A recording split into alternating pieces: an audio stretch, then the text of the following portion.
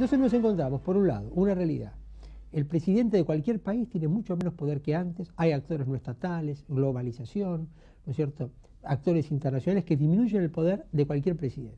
Pero además en el caso argentino tenemos un liderazgo político débil, una coalición de gobierno que no está del todo de acuerdo con quien está gobernando, una oposición con mucho poder pero sin un liderazgo absolutamente definido, medios de comunicación con mucha influencia, pero sin poder real efectivamente.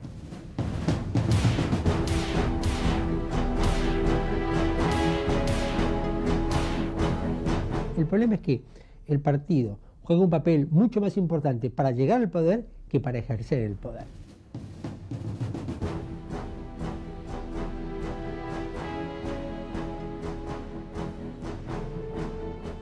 Ha cambiado de manos el poder en todo el mundo, no solamente en los últimos años, ¿no es cierto?, en la Argentina. Si yo tomo la Argentina, lo que eran factores de poder tradicionales, sindicatos tienen menos poder que antes, Fuerzas Armadas tienen menos poder que antes, las entidades empresarias tradicionales tienen menos poder que antes, la Iglesia Católica sigue teniendo una gran influencia, pero tuvo que aceptar en los 80 la ley de divorcio, que antes ¿no es cierto?, no aceptaba.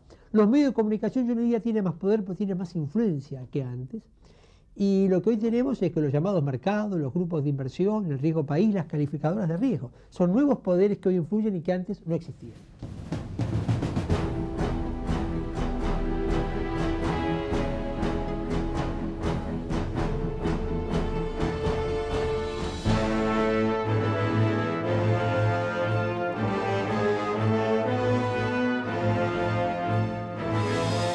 Poder político la Argentina de hoy, caudillos, gobernantes, ¿quién tiene la palabra?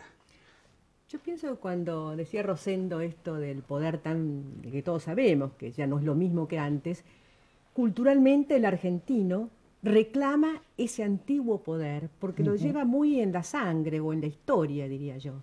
Es decir, ese poder del caudillo, del jefe de hueste, del caudillo provincial, de las guerras civiles o del caudillo político, que todavía tenemos ejemplos, porque hay provincias que desde hace 50 años prácticamente están con el mismo tipo de jefaturas o de dirigencias.